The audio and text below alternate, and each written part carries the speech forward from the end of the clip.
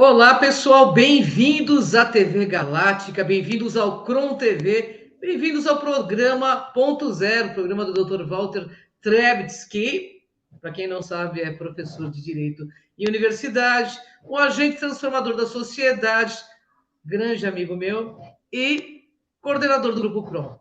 E sempre esclarece a gente com assuntos bastante interessantes. Tudo bem, Walter? Como está você? Tudo bem com você, Ângela? Boa tarde. Melhor agora. Boa Boa tarde a tarde. todos. Boa tarde a todos. E vamos lá, mais um tema para falarmos e dividirmos experiência com o pessoal. O tema hoje, pessoal, que o Dr. Walter trouxe para nós é as sequelas da linguagem e a morte da alma. Você quer falar um pouquinho sobre o tema? Sim, quero sim. O que vem acontecendo com o ser humano? Ele vem destruindo a sua forma de se comunicar. Ele vem sequelando mais a mais a forma que ele se comunica, a forma como ele se expressa, a forma que ele fala, e isso tem consequências complicadas, importantes. Para quem não sabe, vai saber, e é bom buscar esse conhecimento. A nossa fala, o laringo, é uma das energias da tripartites da energia criadora. A energia criadora se manifesta no ser humano, na mente, na vocalização e na sexualidade. Pai, Filho e Espírito Santo. E na questão da vocalidade, quanto mais imperfeita é a transmissão da codificação da linguagem, que nada mais é, né, que é a escrita, é a nossa própria fala, mais nós temos dificuldades de construir pensamentos. Ou seja, estamos emburrecendo, automaticamente emburrecendo. Então, mal falar, falar erroneamente, utilizar palavras em substituição de forma incorreta, até não conhecendo o significado, é muito comum nós pegarmos pessoas que utilizam vocábulos, né, até para se mostrar eloquentes, muitas vezes, que não imaginam nem o significado, acabam dizendo asneiras. Verdade. E tudo isso o que é? O bloqueio cognitivo, né, impede a construção do pensamento, da lógica e da própria razão. Por quê? Porque nós trabalhamos com uma energia tripartite. Não exercer, por exemplo, a nossa sexualidade com responsabilidade cria também sequelas. Sequelas na alma, sequelas no corpo, né, no espírito. Nós estávamos falando da energia taquiônica, energia vril, né? E parte de toda essa manifestação está no nosso forma de se comunicar. Olha só, hein? Ô, Walter, o que significa linguagem para os seres humanos? Como eu disse, né, a codificação da tripartição da energia que circula nos seres humanos, da energia criadora, que os motivam e não só nos expressa, né, nos fazem nos expressar, como contribui com o pensamento e a criação por meio da expressão da própria sexualidade. Então, mente, expressão, sexualidade, né? A energia sexual manifesta, que é a manifestação, né? Eu já dei uma entradinha nisso, Pai, Filho e Espírito Santo. Né? Então, a tripartição da energia em relação ao ser humano. E quando e isso é um caminho sem volta para o ser humano. Porque o ser humano, num passado distante, determinado ciclo evolutivo da Terra, que não é exatamente o nosso, nós não partimos dali, mas existiram seres que habitaram o planeta, eles não podiam vocalizar, eles não podiam se expressar como nós. A energia manifesta deles não era tripartite como a nossa. Mas nós conquistamos ou desenvolvemos, ou algumas linhas espirituais, esotéricas, dizem que isso é até uma degeneração do ser humano, à medida que ele precisou vocalizar a sua comunicação, né? Mas isso é uma linha de entendimento, não significa que é exatamente isso, mas tem uma linha de entendimento que diz isso, que ao ser humano perder a intuição, perder a conexão, ele passou a expressar a energia pela fala. Eu, pessoalmente, mas isso é o que o Walter pensa, está afirmando que é isso. O Walter pensa assim, eu não concordo com essa colocação. Eu entendo que a tripartição da energia, na verdade, é uma prerrogativa, é uma forma de crescimento. Até porque a palavra, como se sabe, o verbo é criador. Então, como somos parte da nossa cocriação, temos essa capacidade. Só que a cocriação só acontece na sua perfeição se ela é articulada geometricamente, esteticamente e harmônica. E o que a gente vê no mundo inteiro, não é só no Brasil, não é só na língua portuguesa, se vê no mundo inteiro a desconstrução da articulação, da expressão da linguagem, né? Então, já no tempo, quando nasceram as redes sociais, começou-se o tal do Orkutês, né? Onde os jovens tinham o costume, né, de truncar as palavras, beleza, BLZ, você é VC, e por aí vai, né? Nem sei citar exatamente, porque houve da minha parte, no ambiente que eu tive que ensinar, uma certa, vou jogar aspas, proibição do uso desse tipo de linguagem, porque ela é desconstrutiva mesmo. Você entra num campo, né, do caminho do imbecil. E a construção do burro e do imbecil hoje na sociedade e no mundo vem, né, dessa desarticulação da linguagem. Não uso correto da palavra, da expressão e até do conhecer do seu significado. Infelizmente, para quem acha que não existe burrice, ela existe. E ela parte daí, dessa desconstrução de comunicação. Ô, Walter, em que a linguagem interfere nos relacionamentos humanos? A linguagem interfere nos relacionamentos humanos na medida que, quando ela é mal empregada, ela se torna neurotizante. Ela impede que você utilize a capacidade do emocional, da inteligência emocional cognitiva. Quando ela é mal utilizada, simplesmente por falha de comunicação, não se expressa as próprias emoções. E emoções humanas não expressadas se transformam em violência, pública ou privada. Por isso que a comunicação entre seres humanos é muito importante para que, né, nós mesmo, dentro da nossa relação cotidiana, sempre falamos, né, vamos deixar tudo claro, né, vamos conversar. Por quê? Porque por intermédio desta comunicação perfeita, correta, responsável, nós quebramos paradigmas, nós quebramos emoções não resolvidas e por aí vai. Então, a falta da utilização desse mecanismo leva, sim, né, a uma neurotização e até a violência. Muitas vezes se vê violência entre casais, violência no ambiente doméstico, simplesmente porque as pessoas não sabem falar. Não sabem falar. E quanto menos a pessoa se dedica a saber falar, menos ela constrói a linha do pensamento.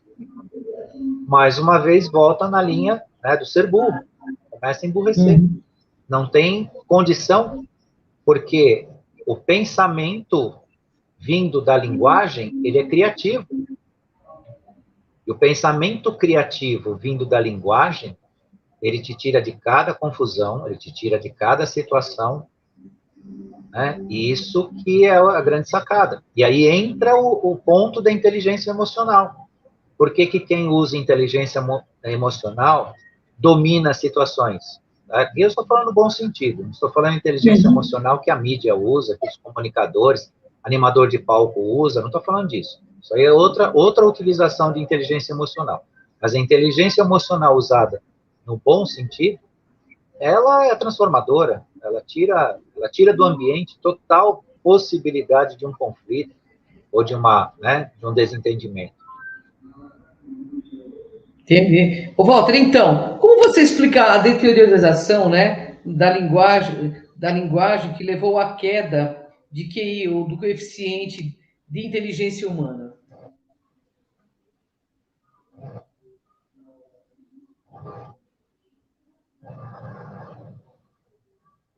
Nós estamos passando por uma época onde,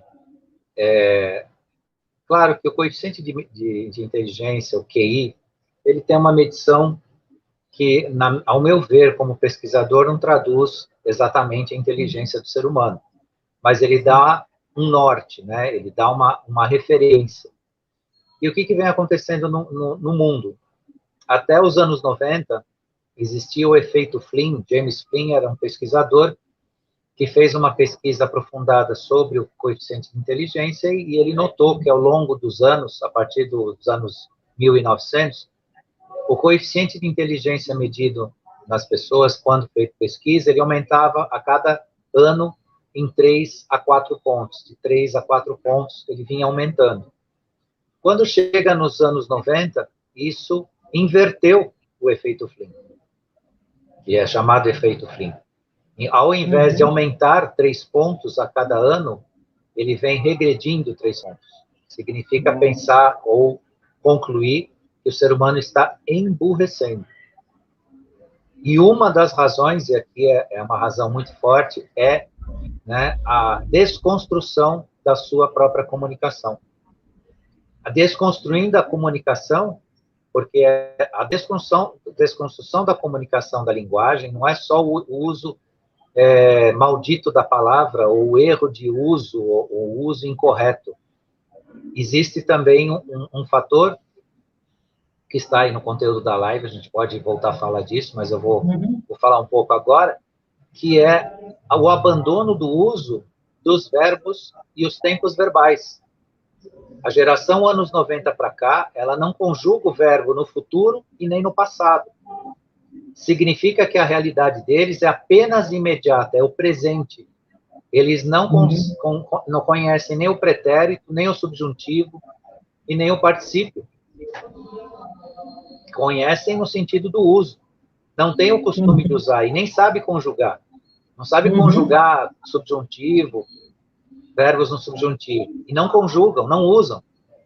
Tem o costume de usar a linguagem no presente. O que significa isso? Que não trazem, não carregam a herança do passado como um referencial e não têm objetivos traçados para o futuro. É só o agora. O que eu preciso para já? O amanhã não interessa. E o passado, que poderia ser um referencial importante, um referencial, inclusive, para educar, para dar um norte nas suas ações, é desconsiderado também. Então, isso é um fator da linguagem que transforma a alma, né, dentro de um espírito. E um espírito que pode retroceder, pode simplesmente se tornar tosco, dentro de uma linha de uma compreensão para uma verdadeira ascensão, né, uma ascensão espiritual, que é o que se exige, entre aspas, né, no mundo de hoje. Ô, Walter, por que ocorreu essa alteração no uso da linguagem após os anos 90?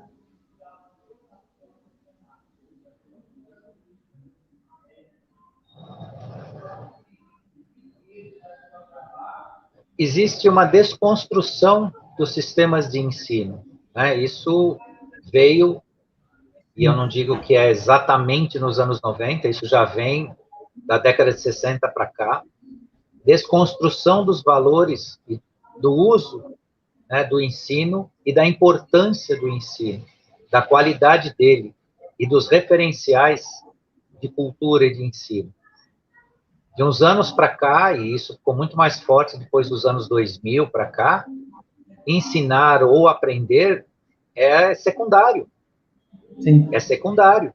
E esse desconstruir do ensino tornou ele banal.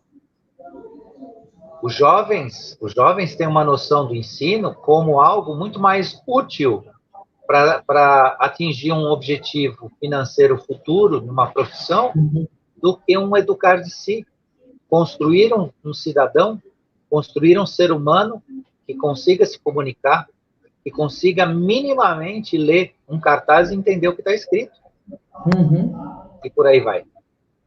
Então, essa alteração, né, vem dessa desconstrução de valores essenciais, né, também por interferência da invasão cibernética. A invasão do mundo virtual fez com que o ser humano mediano entendesse que isso lhe basta, que ele passa a ser inteligente porque ele minimamente aperta um negocinho chamado mouse, algumas teclas e hoje um vidro, e isso faz com que ele seja inteligente, porque ele consegue acessar isso, e é um engano fatal na existência das pessoas. Ninguém é inteligente porque usa celular, ninguém é inteligente porque usa computador. Isso é apenas uma máquina. Inteligente passa a ser, ou passará a ser um pouco mais capacitado se aproveitar o conteúdo. A gente sabe que 90% dos celulares guardam lixo. As pessoas compartilham lixo. E eu estou falando de pessoas da minha idade, eu não estou falando de garotada, não. Estou falando de homens com mais de 50 anos, com mais de 60 anos. Numa conversa banal, assim, em pouco tempo, para haver uma autoafirmação no grupo, você já percebe que o que o cara tem dentro do celular dele é lixo. Por isso que tem aquela piadinha de internet que diz que a mulher jamais pode pegar o celular do marido, porque, né, é uma monstruosidade que tem lá dentro, e tem mesmo.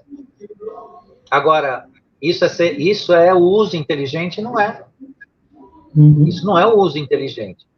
Então, acessar conteúdos inúteis, ao invés de aproveitar, porque o sistema cibernético, né, a internet, como uma ferramenta, ela é imensamente grande, ela é gigante, ela pode te dar muita informação, pode te dar muita transformação, muito conteúdo. Entretanto, ele precisa ser acessado, precisa haver interesse, dá trabalho, cansa. Falar essas lives que a gente fala toda semana, preparar, cansa. Tem uma hora que a gente até tem que dar um tempo, assistir alguma coisinha mais, né, mais simplesinha, né, mais simplesinha assim, sem tanto foco, mas tem que retomar, não pode ficar no mundo da besteira.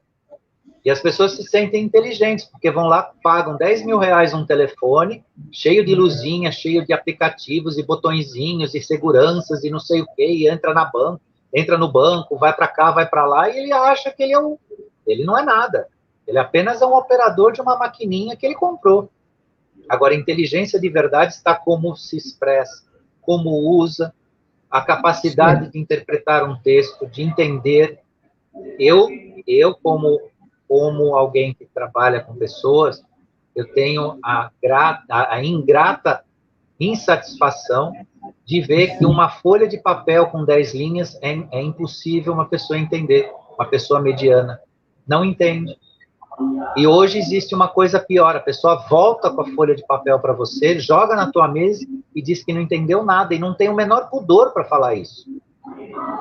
Como se a comunicação necessária fosse até uma ofensa. Olha onde nós estamos. Infelizmente, então, assim, né? Vamos lá. Qual a consequência do desaparecimento dos tempos verbais como subjuntivo, imperfeito, formas compostas do futuro e para particípio passado? Explica para a gente, Walter. Eu dei uma adiantada nisso, mas não é nada mais do que viver apenas o presente. Os jovens só vivem o presente. Eles não conseguem, e nisso, principalmente, o futuro, nem a médio prazo eles conseguem traçar, nem a curto prazo. Ou seja, eles não constroem objetivos.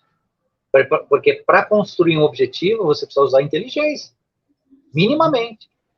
Mesmo que seu objetivo não seja alcançado, ou seja de difícil, né, conquista, mas você precisa, né, para traçar esse caminho, um pouco de inteligência.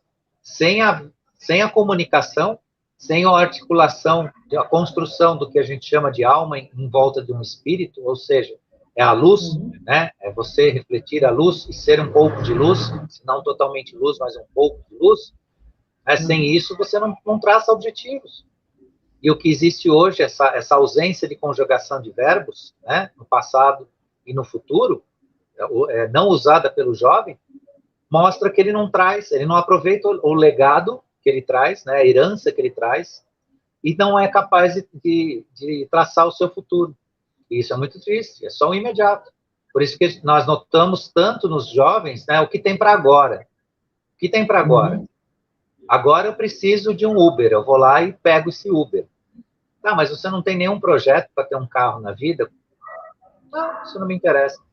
Mas não é que ele não gosta, não é que ele é moderno, é que isso dá trabalho, isso constrói a necessidade de se movimentar de uma forma que, infelizmente, né, por um ataque negativo aí, deixa eles distantes desses compromissos com eles mesmos. Eu estou falando de uma coisa material, mas aí pode ser até o futuro deles mesmos, né, o que eles vão fazer com a vida, como eles vão construir a vida.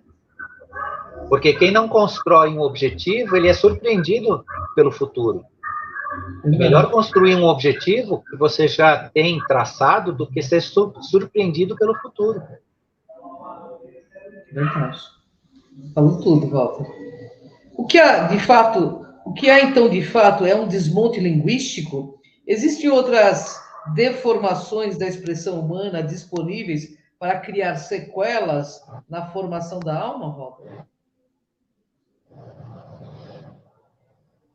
Então, estudos científicos já prova que a diminuição do conhecimento lexical, né, ou do uso da linguagem, e o empobrecimento dessa linguagem não é apenas a redução do vocabulário, mas também as subutilizações, as subtilezas linguísticas que permitem elaborar os pensamentos complexos. É o que eu disse um pouquinho lá no início. A pessoa não constrói pensamentos. Tampouco pensamentos complexos. O que é um pensamento complexo para uma pessoa comum? É justamente o que a gente estava falando. Uhum. Você traçar um objetivo, uma estratégia, um organograma de vida, onde existem pessoas que importam para você, você classifica dentro de uma escala de valores, tudo isso é um perdido. Hoje, uma parte da humanidade não tem escala de valores, não sabe colocar as pessoas na sua própria vida. Aí tudo vale. A imoralidade vale, né? O comportamento tosco vale, né? A rudeza vale, e aí começa, né? Quando eu falo um organograma social na sua vida, está dentro de valores. Quem é mais alto na tua escala? Quem que representa para você alguma coisa com grande significado? Geralmente é o pessoal do passado, são os avós, os anciãos, um tio mais velho, seus pais. E essa garotada joga tudo no mesmo saco, é tudo igual. O avô ou o maninho lá que tá falando besteira lá no ouvido dele é igual. E isso é perigoso. Isso é perigoso. E isso vem do quê? Aí você pode perguntar, mas o que tem a ver? Tem a ver com a linguagem. Como a pessoa se comunica. E nesta comunicação constrói o pensamento. Daí que vem, então, a inteligência ou a burrice. Ou a estupidez. Bastante interessante, hein? A eliminação das expressões senhor, senhora, senhorita trouxe apenas uma mudança ligada a comportamento ou tem algo grave nesse costume, Walter? Então, isso é um exemplo, né, da desconstrução de comunicação dentro de uma escala de valores que eu acabei de falar, né, e de uma estratificação social onde as pessoas sabem onde estão e quem são. É exatamente nos anos 90 que eu comecei a ser proibido de tratar as pessoas como senhor e senhora. E eu sempre tive esse costume, uma pessoa que eu não conheço, principalmente uma pessoa mais madura, para mim sempre foi senhor e senhora. Eu fui, muitas vezes, de forma agressiva, né? Proibido de usar esse tratamento. Pessoas até se ofendeu, né? No sentido de a gente usar esse tratamento. E o que acontece nesse contexto? O jovem homem não sabe o lugar dele. E a jovem também não entende que existe fases intermediárias na vida, de maturidade, de experiência, de respeito. E quando isso se dissolve, vem a burrice, porque a pessoa acha que ela está no mesmo nível, por exemplo, a menininha acha que está no mesmo nível que a avó dela. A avó dela é a maninha dela. No entanto, a avó dela tem toda uma trajetória, uma experiência de vida e tudo mais e tal, e na hora de escutar, não escuta. O jovem também. Quando ele perde a capacidade, por exemplo, tratar um professor como senhor, aquele professor é um cara que está falando lá, mas eu sei mais do que ele. Eu debato com ele e sou capaz de derrubar a tese dele. É isso que se vê em sala de aula. Nós temos um filósofo que fala muito nas redes sociais, na mídia, que é o Leandro Carnal, ele explica isso. Um Leandro Carnal, né, que é um homem de livros, de conhecimento, de toda uma construção importante como professor, ele é enfrentado muitas vezes por um descuidado de um aluno que debate com ele e entende que está acima, né? Não que alguém tenha que ficar abaixo ou acima, não é essa a questão, mas a questão de entender o seu lugar. Se você está aprendendo, escuta. Crie um ambiente para poder um dia, né, entrar num debate. E talvez você vai descobrir que aquilo que você queria debater era a sua tolice, né, que você não tinha razão em nada, né, que o seu debate era besteira. Mas nós temos essa eliminação, né, dessa estratificação sadia da sociedade, de respeito, né, e de colocação, para as pessoas entenderem. Né? Ser senhor de si significa que você aprendeu um pouco mais. E que, por isso, você pode também ensinar um pouco mais. Claro. Só isso. Só isso. Tem pessoas do mundo aí, pessoas maduras e pessoas até bem situadas, que um dia se ofenderam quando eu disse que quando você é abordado por um policial na rua, você o respeita e é assim, senhor, e pronto. E o sujeito falou, não, eu pago o salário dele, imagina que eu vou me submeter, não é uma submissão. Ele está representando uma autoridade e tem uma disciplina a ser cumprida. Você não vai ser menor do que ele por causa disso. Né? Você simplesmente vai mostrar para ele que você está obedecendo a lei e a ordem e que ele fique tranquilo, que ele não precise usar de algum tipo de força com você, porque você está disposto não só a colaborar, como você não tem nada, né? Não tem nada contra a lei ou contra, né, você mesmo, você não está fazendo nada de errado, é só isso. E as pessoas entendem como se fosse estratificação social, poder, isso e aquilo, e aí que está justamente na desconstrução da linguagem versus burrice, né? Vem a burrice. É verdade, Walter. Qual a consequência do uso de menos palavras e menos verbos conjugados, Walter? Exatamente a incapacidade de expressar emoções e processar pensamentos, né? Criando, né, eu disse lá atrás que eu ia comentar sobre isso, e é justamente sobre isso, criando violência. Né? A incapacidade de se expressar gera no ser humano violência. E o ser humano, volto a repetir, guardem isso com muito carinho e com muita atenção. Nós não temos volta no nosso sistema de existência. O que chama de sistema de existência? Essa, por exemplo, expressão da energia criadora tripartite no ser humano. Não adianta não querer. Não adianta não querer falar, você fala. Não adianta não querer se expressar, você se expressa. Só que se você se expressar mal, você se rebaixa existencialmente. Não é que você vai ser socialmente discriminado, você se rebaixa existencialmente e se torna tosco. Porque eu também vou avisar aos desavisados que uma imensidão de pessoas no mundo está do outro lado, está trabalhando, está se educando, está usando, sim, a melhor expressão para evitar, né, conflitos, usando o diálogo bendito, né, inteligência emocional. Então, eu convido a quem ainda está insistindo, né, em ficar nessa deformidade, né, de falas ou de formas de ser e tudo mais, que acorde, porque uma grande parte do mundo quer, né, quer o inverso, quer se manter, sim, com capacidades de pensar, de agir, e de agir com inteligência emocional, que hoje o carro-chefe da nossa transformação é inteligência emocional.